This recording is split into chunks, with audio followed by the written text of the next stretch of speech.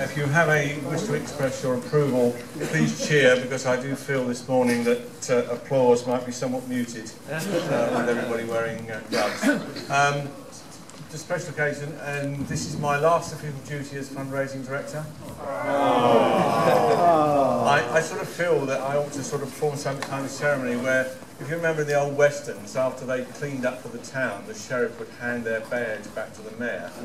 Well, having cleaned up the town, well, I've cleaned up for the town. So Sheriff Kelly feels like handing his badge back to Mayor Fern down there at the end of the proceedings.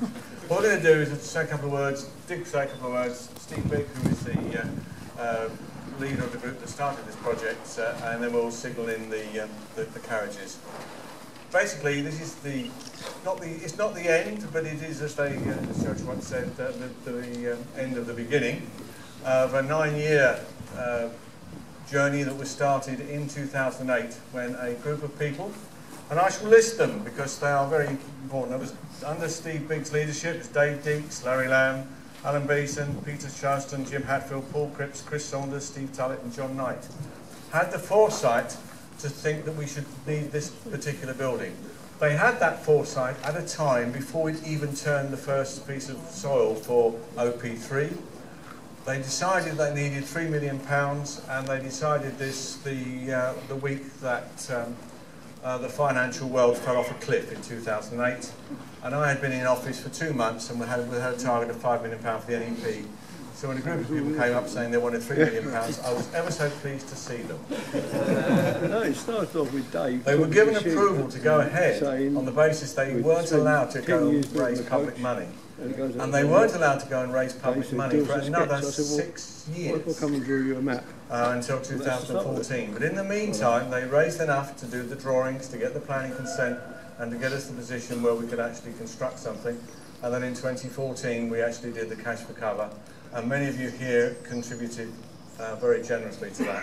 And for that, I thank you. And I want to thank everybody who's contributed to anything I've been raising money for the last 9 years, so thank you for that. And then we managed to put up the building, and the thanks go to that for the Orange Army that you see around you, and the Carriage and Wagon people. And there's so many people to thank, but you know who you are. Well done. So here we are. We're going to bring the first carriage in, and I'm just going to hand over to Dick to say a couple of words, and then we'll move on from there.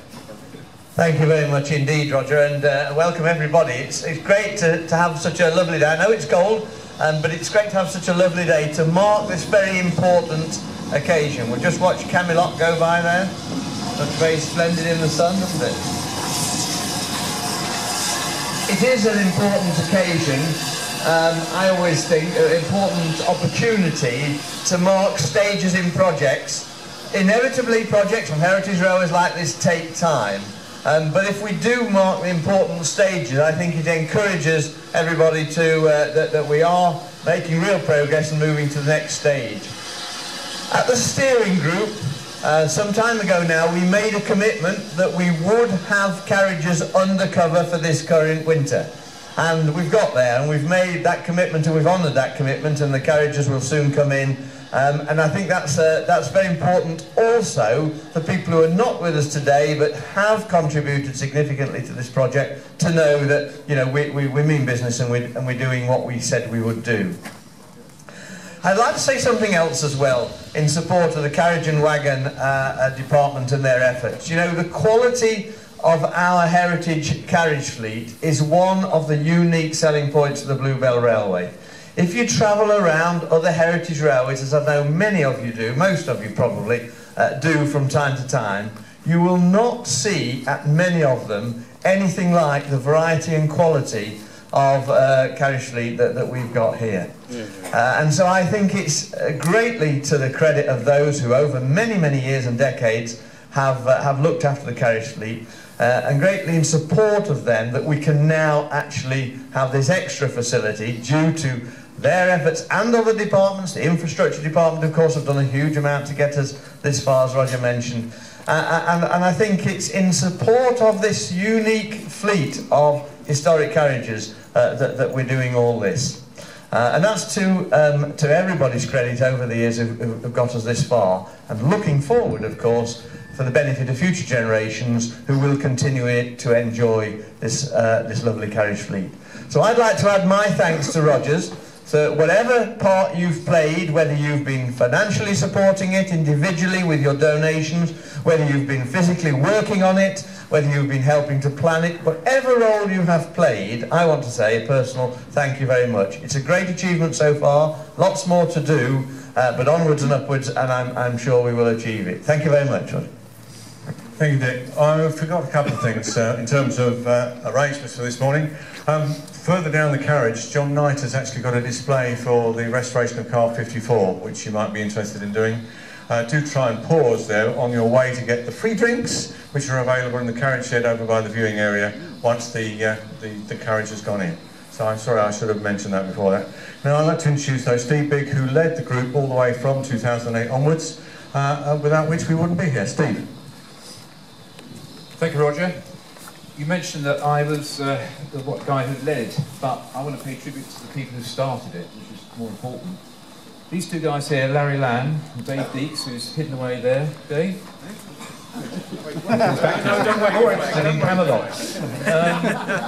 They're the guys that started this. They actually came up with a vision, and they then recruited people like me to come along and help the process. So, okay, I might have led the thing from there on in, but they started it. And I can remember many hours spent around Dave's dining room table, poring over plans and poring over ideas, way back in 2008, and we developed it into what we've got now. That went through a lot of processes. We had to seek the approval of the board and the BRPS to get to where we wanted to get, which was to seek planning permission for the whole thing. And in that context, I'd like to thank Lewis Node, who was then the director in charge of the Carriage and Wagon Department, and Roy Watts, who both oiled the wheels to help the thing go through that stage. We raised a lot of money. We had to raise the money in this site, in Horsted, Keynes. We raised a thick end of £40,000 over a period of 3.5 years, with some match funding from the Trust, which was very helpful indeed, to get us to the point where we got planning permission at the end of 2011. So that took, and Jim Hatfield, I think, is here somewhere. Jim was a great help in that as well, because he gave us some very excellent guidance in terms of getting that planning permission. So these guys really do take the credit, along with a team of people. There were more than just myself. There were a group of others around. Most of them are here today. Roger's read out the list. So here we are. We're standing in this wonderful building. For us, that original group, let's be honest, it's a very, very exciting day, because when we sat around Dave's dining table 9 years ago, we didn't really think we would ever see something like this, and here it is. So we feel a sense of fulfillment as well. So I'm going to hand over now to Barry. Roger's just Reminding him that we need more money.